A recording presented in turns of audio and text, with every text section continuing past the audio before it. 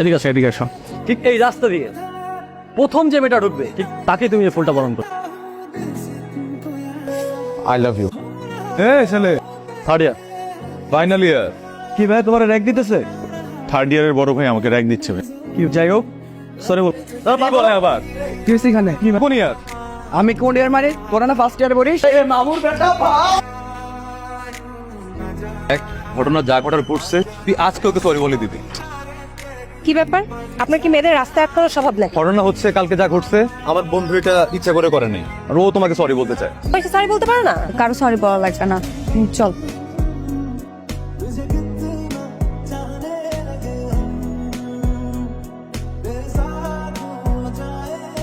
ঠিক করতেছোস? তুই চুপচাপ পাহাড়ে দে। সবাই আমার দিকে তাকে আছে কেন? Miss 45 good morning sir. 44 45 এই কারণে তোর এত পরিফাই দোস্ত, ছেলেটা কিন্তু সুন্দর আছে। ছেলেটা তোকে পছন্দ করে দোস্ত। পছন্দ করে তো কি হয়েছে? আচ্ছা শোন, আমরা তো ক্লাসমেট, ফ্রেন্ডশিপ তো করাই যায়।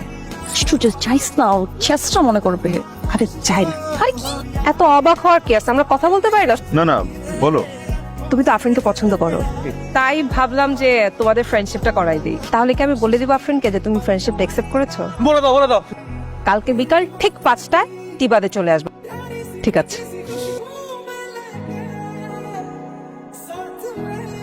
Thank you. নতুন বইয়ের পাতার গন্ধ আমার খুব ভালো লাগে। আর কি ভালো লাগে? তোমার চুলের ঘ্রাণ ভালো লাগে। আরফ, আমি জানি তুমি আমাকে পছন্দ করবে, আমাকে ভালোবাসো। আমার ফ্যামিলি অনেক কনজারভেটিভ, এখনকার ফ্যামিলির মতো এতটা ফ্রেন্ডলি না আমার ফ্যামিলি। আমি যেমন আমার ফ্যামিলিকে ভালোবাসি, ঠিক তেমন আমি তোমাকেও ভালোবাসি। আরফ, আমি তোমার সাথে সারা জীবন থাকতে চাই, তোমাকে আমি বিয়ে করতে চাই। কি লাস্ট ডে, মনে হয় যে আজকে আমাদের শেষ দেখা। শেষ দেখা কিনা জানি না, কিন্তু কেন জানি আমার মনে হচ্ছে তোমার থেকে আমি অনেক দূরে চলে যাচ্ছি। আজকে থেকে আমরা আমাদের ম্যাজিক্যাল জার্নির সেকেন্ড চ্যাপ্টার শুরু।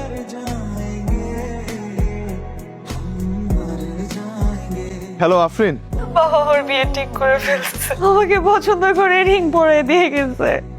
আমি কি করবার বুঝতেছি না। যেখানে আসো প্লিজ আসো না। আফরিন তোমার কথা আমাকে বলেছে। আমি আর আফরিন 2 বছর যাবত একটা সম্পর্কে আছে। এই ধরনের রিলেশনশিপ বিশ্বাস করি না। শুনেছি তোমার বাবা মাও নেই, কখনো খালার বাড়ি কখনো মামার বাড়িতে থেকে মানুষ হয়েছে। তোমার রুটলেস ছেলের সঙ্গে তো আমি আমার মেয়ের বিয়ে দিতে পারি না।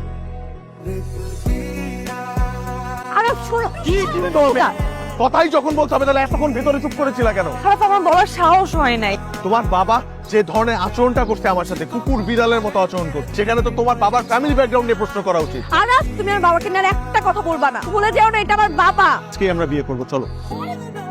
তুমি কি পাগল হয়ে গেছো? মানে কি, তুমি আমাকে বিয়ে করবা না?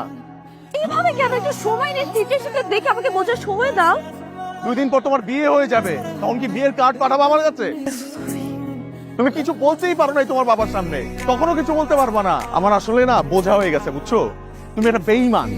তুমি কখনো আমাকে ভালোই বাসো নাই। বাপ একটা বেঈমান, তুমিও একটা বেঈমান।